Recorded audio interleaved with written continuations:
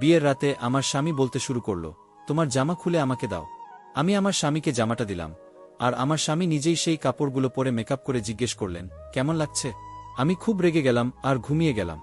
1 মাস পর আমার স্বামী এক রাতে অজ্ঞান হয়ে যায়। ডাক্তারকে ডাকা হলে ডাক্তার এমন খবর দেন যে আমি হতবাক হয়ে যাই। আমার স্বামী 3 মাস ধরে। আমার নাম উমাইরা। আমি যখন বিয়ে করি তখন আমার বয়স ছিল 7 বছর।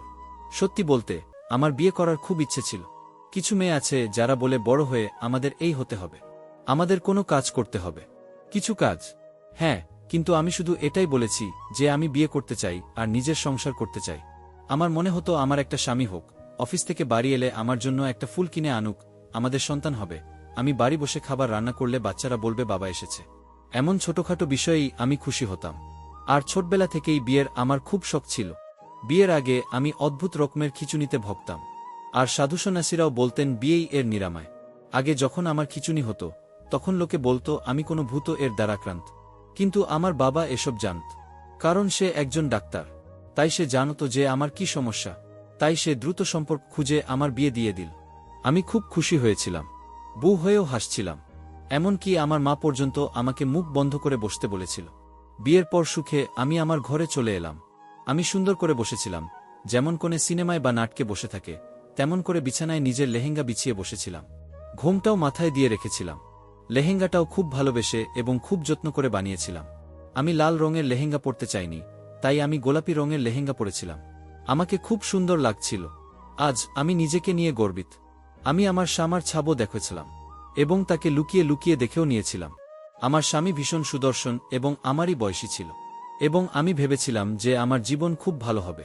কিন্তু আমার স্বামী ঘরে আসতেই তার পা যেন নড়ে উঠল। আমি ভাবতে লাগলাম, মনে হচ্ছে সে আমার সৌন্দর্যের উত্তাপ আনতে পারেনি, তাই ইতিমধ্যেই সে ভয়ে কেঁপে উঠল। যখন সে এসে আমার সামনে বসল তখন তার হাতে কোনো উপহার ছিল না। সে আমার ঘোমটা তুলে দিল, আর কোনো কথাও বলল না। আমি বললাম যে আমার জন্য কোনো উপহার নিয়ে আসনি। সে বলল, গিফট এনেছিলাম, আলমারিতে রেখেছি, তুমি নিজেই বের করে নাও।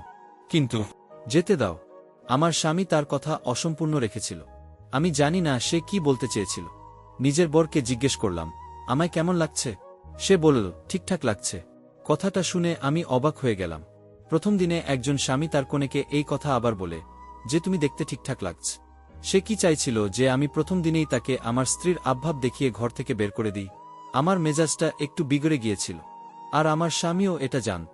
কিন্তু আমার মুড ঠিক করার জন্য সে কিছুই করল না। আমার স্বামীর নাম ছিল হামজা।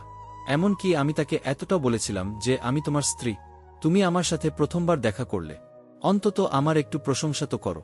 তারপরও আমার স্বামী কিছু বলেনি বা কোনো প্রতিক্রিয়াও দেয়নি। হয়তো তিনি ভয় পেয়েছিলেন। কিন্তু তারপর সে এমন কথা বলল যে আমি অবাক হয়ে গেলাম।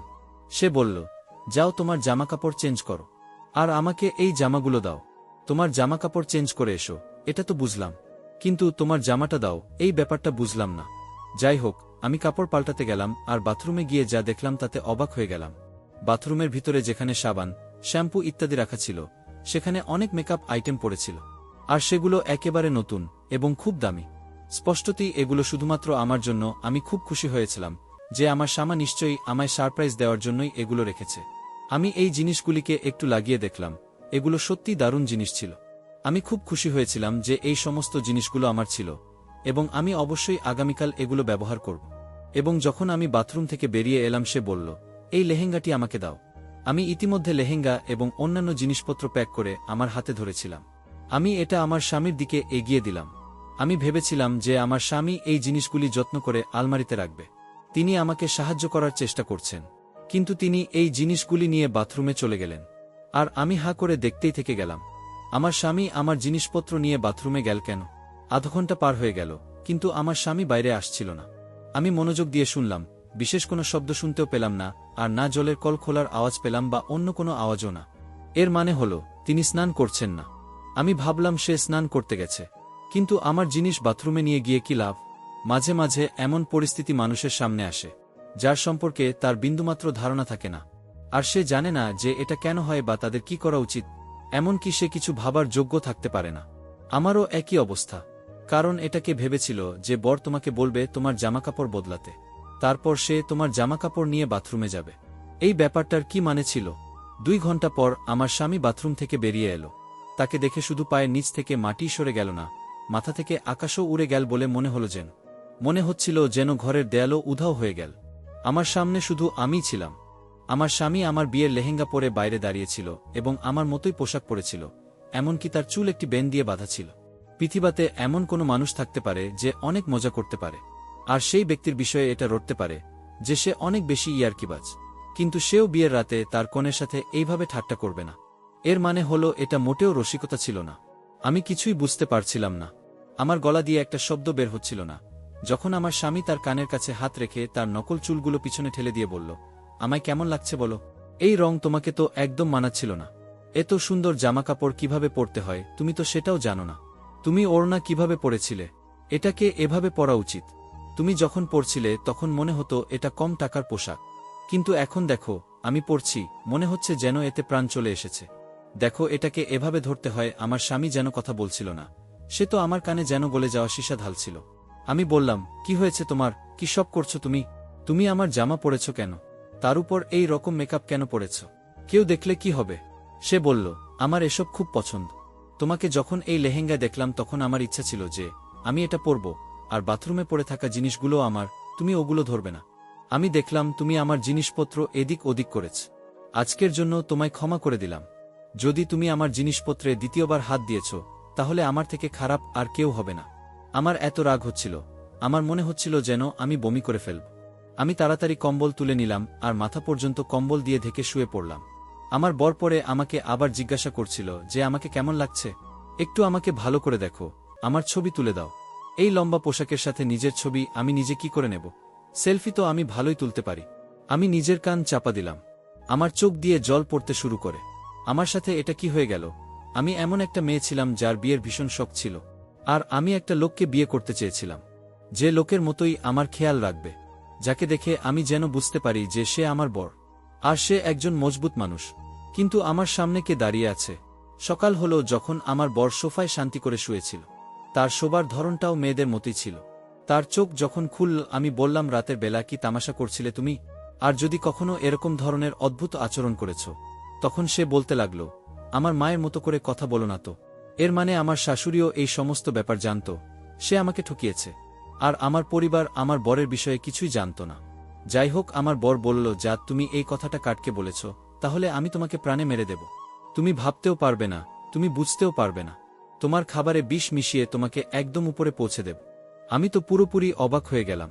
এই লোকটা কতটা সাংঘাতিক! এর কি সমস্যা ছিল? এ লোক হয়ে কেন এ ধরনের অদ্ভুত আচরণ করত? এটা তো আমি বুঝতে পেরেই গেছিলাম যে কোনো না কোনো ব্যাপার তো অবশ্যই আছে। আর এ কোনো লোক না, বরং অন্য কিছু। সে বলল, চুপচাপ তোমাকে ঘরে থাকতে হবে। যদি তোমার মাথায় ডিভোর্সের দাগ লেগে যায়, সেটাও বিয়ের পরের দিন, তাহলে তোমার মা বাবার হার্ট অ্যাটাক হয়ে যাবে। আমার সাথে এভাবেই যদি থাকতে পারো তাহলে থাকো, নিজের সম্মান বাঁচাও আর নিজের পরিবারেরও। আমার মাথা খারাপ হয়ে গেল। ভেবেছিলাম যে পুরো জীবন এর সাথে আমি থাকতে পারবো না, কিন্তু যদি এই কথাটা সামনে এসে যায় তাহলে ভীষণ বদনাম হবে। সবেমাত্রই তো আমার মা বাবা আমাকে বিদায় করল। চুপ করে এই পরিস্থিতিকে মেনে নিলাম, আর ওই ঘরেই থাকতে লাগলাম। পরিবারের সামনে এমনভাবে নিজেকে উপস্থিত করতাম যেন কোনো ব্যাপারই ঘটেনি। তারাও সমস্তটাই জানত, কিন্তু এই ব্যাপারে কথা তারাও বলছিল না। কিরকম লোকেরা! কারোর মেয়ের জীবনকে কত সহজে এরা বরবাদ করে দিতে পারে। আর তারা এমনভাবে হাসি খুশি ছিল যেন কিছু হয়নি। দিন এভাবেই কাটতে লাগল। একদিন যখন আমার বর বাথরুমে ছিল তখন আমি তার বমি করার আওয়াজ পেলাম। আমি কোনো পরোয়া করিনি। আমার দিক থেকে যদি তার কিছু হয়েও যেত আমার তো প্রাণ বাঁচত। আমার অবস্থা এক সপ্তাহের মধ্যেই এমন হয়ে গেছিল যেন আমি 20 বছর ধরে এই বিয়েটাকে চালাচ্ছি। আমার মুখ থেকে সমস্ত জৌলুস উড়ে গিয়েছিল। আমার মাথার মধ্যে অদ্ভুত অদ্ভুত পরিস্থিতি আর কথা চলতে থাকত যেন কিরকম ভাগ্য আমার, কি হবে আমার, আমি কি এর সাথে থাকতে পারবো, আমি কি এর সাথে থেকে নিজের জীবন যৌবন বরবাদ করছি না। আমার বর সারাদিন বাইরে থাকত, অথবা ফোন ধরে মেয়েদের গান শুনতে থাকত। কখনো অনলাইন জামা কাপড় পছন্দ করত আর বাড়ির লোককে বলতো বউয়ের জন্য নিচ্ছি, যখন কিনা আমাকে সে কোনো জিনিসই দিত না। ভালোভাবে বমি করার পর যখন আমার বর বাইরে আসলো তখন তার অদ্ভুত অবস্থা হয়েছিল। আমাকে বলতে লাগলো, তুমি বড়ই মায়াদয়াহীন, আমার অবস্থা দেখছো না তুমি, যাও গিয়ে লেবুর জল নিয়ে এসো। আমি বললাম, হয়তো তুমি উল্টোপাল্টা কিছু খেয়ে নিয়েছ, যার জন্যই এমন হয়েছে। আমি যখন যেতে লাগলাম তখন সে অদ্ভুত কথা বলল, কিছু খাইনি, বিয়ের পর তো এসব কিছুই হয়। আমি অবাক ছিলাম যে কি ধরনের ফালতু কথা বলছে সে। তারপর আমি তার জন্য লেবুর জল আনতে গেলাম। তখনই রাস্তায় আমার শাশুড়ি আমাকে দেখে নিল আর বলতে লাগল, এখনই তো তুমি খাবার খেলে, খাবার খাওয়ার পরেই লেবুর জল খেতে নেই। আমি বললাম, আমার বমি পাচ্ছে, এই জন্য খাচ্ছি। বলল, কোনো ব্যাপার না, হতে পারে কোনো খুশির খবর। যখন কিনা আমি ভেবে নিয়েছিলাম তোমার ছেলে কাউকে খুশির খবর দেওয়ার যোগ্য নয়, তাহলে খুশির খবর কি আমরা ডাউনলোড করব? আমার শাশুড়ি আমাকে গলায় জড়িয়ে ধরল। আমি বিশ্বাস করি যে কোনো না কোনো খুশির খবর অবশ্যই হবে। তুমি গিয়ে আরাম করো আর হামজাকে বলো তোমার খেয়াল রাখতে। যদি আরও কিছু খাবার ইচ্ছে হয় তাহলে আমাকে বলো, আমি বানিয়ে দেব। আমি বললাম, ঠিক আছে, আমি তোমাকেই বলবো। আমি চলে এলাম আর নিজের বরের সামনে লেবুর জলের গ্লাস রাখলাম। আমি বললাম, কবে থেকে চলছে এই সমস্ত কিছু? তোমার পরিবার জানেই না যে তুমি কে। আমার বর বলতে লাগলো, আমার সাথে এই ধরনের কথা বলো না। প্রথমেই আমার শরীর এমনিতেই খারাপ, যখন তুমি এই ধরনের কথা বলো পুরো আমার মা মনে হয় তোমায়। চুপচাপ নিজের বিছানায় গিয়ে শুয়ে পড়ো, বেশি কথা বলার দরকার নেই। আমি বললাম যে ছেলেদের মতো চিৎকার করতে তো তুমি জানো, কিন্তু আর কিছু করতে জানো না। আজকাল আমার বরের আরেকটা নাটক শুরু হয়ে গিয়েছিল। জানি না তার মধ্যে সত্যিটা কি ছিল। আমার বরের পেটটা একটু বড় মনে হচ্ছিল আর সে অদ্ভুতভাবে কোমরে হাত রেখে রেখে হাঁটছিল। এবার আমি বুঝতে পারছিলাম না যে এটা আবার কোনো নতুন কান কারখানা, যেটা আমাকে পাগল করার জন্য সে শুরু করেছে। আর 10-15 দিন এভাবেই কেটে যেতে থাকল। একদিন আমার বর চিৎকার করতে শুরু করল যে তার পেটে খুব ব্যথা হচ্ছে আর তাকে ডাক্তারের কাছে নিয়ে যেতে হবে। আমার শাশুড়ি প্রথমে তাকে কিছু শরবত ইত্যাদি খাওয়ালো আর বলল, তুমি এমন কিছু উল্টোপাল্টা খেয়ে নিয়েছ, এজন্য তোমার পেটে ব্যথা হচ্ছে। কিন্তু তার কথা হলো যে তাকে ডাক্তারের কাছে নিয়ে যেতে হবে।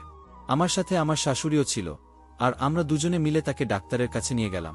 রাতে এমার্জেন্সিতে কোনো ডাক্তার ছিল না, একটা মহিলা ডাক্তার ছিল আর আমরা তার কাছেই গেলাম।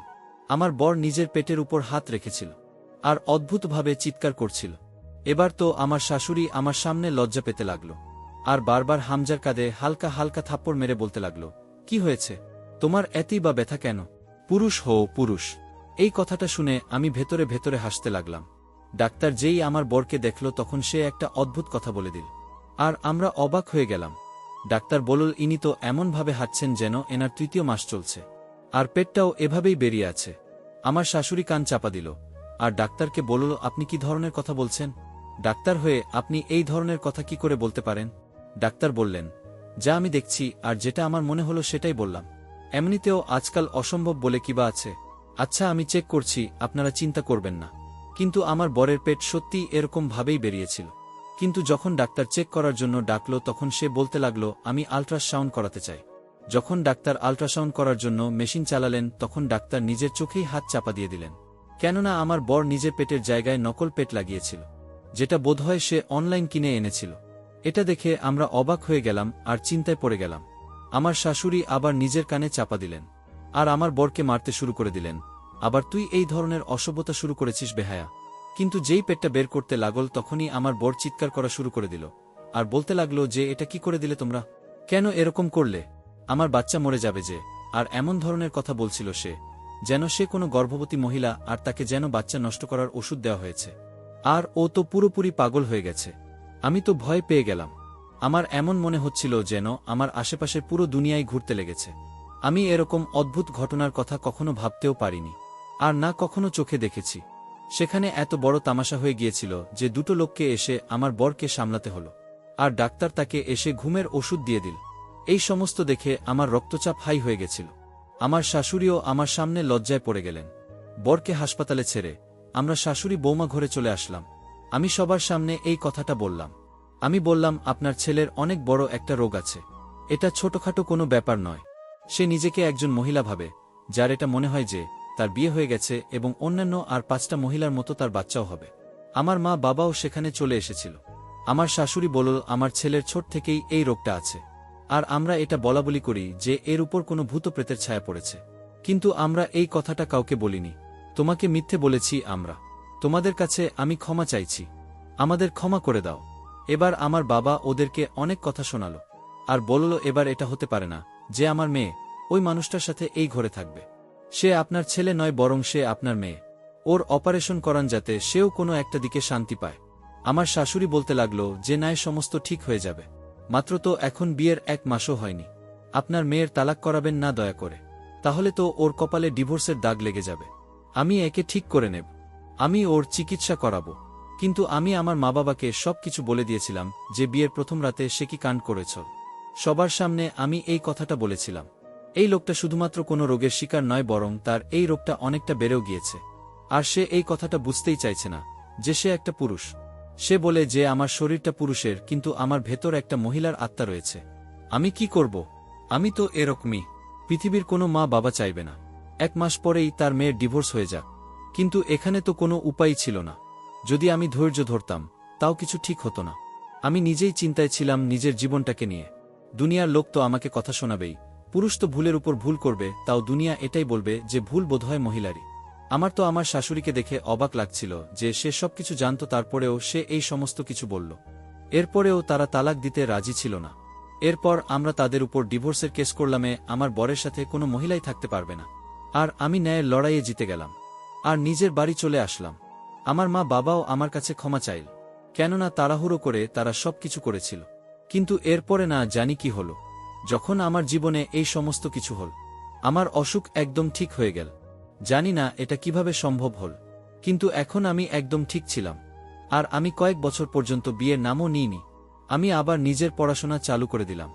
যখন আমার 2-4 বছর বয়স হলো, আমার মা বাবা আবার আমার বিয়ে করালো। সে একজন ব্যবসায়ী ছিল আর ভীষণ ভালো মানুষ ছিল। শেষমেশ আমি বলতে চাইব, প্রত্যেকটা রোগের এটাই ওষুধ নয় যে তার বিয়ে করিয়ে দাও আর সব ঠিক হয়ে যাবে। বরং কিছু রোগ এমনও হয় যার ওষুধ বিয়ে একদমই নয়। কোনো অন্যের মেয়ের জীবন বরবাদ করে দাও, এটা ভীষণ হচ্ছে আজকাল। এতে মনোযোগ দিন যে এ সমস্ত কি হচ্ছে। পুরুষেরা এই ধরনের অসভ্যতা কেন করে? ভালো করে খোঁজ নিন আর তারপর তার চিকিৎসা করান। কিন্তু কারোর মেয়ে এসে আপনার ছেলের চিকিৎসা করাবে না, এই ব্যাপারটাকে বুঝুন।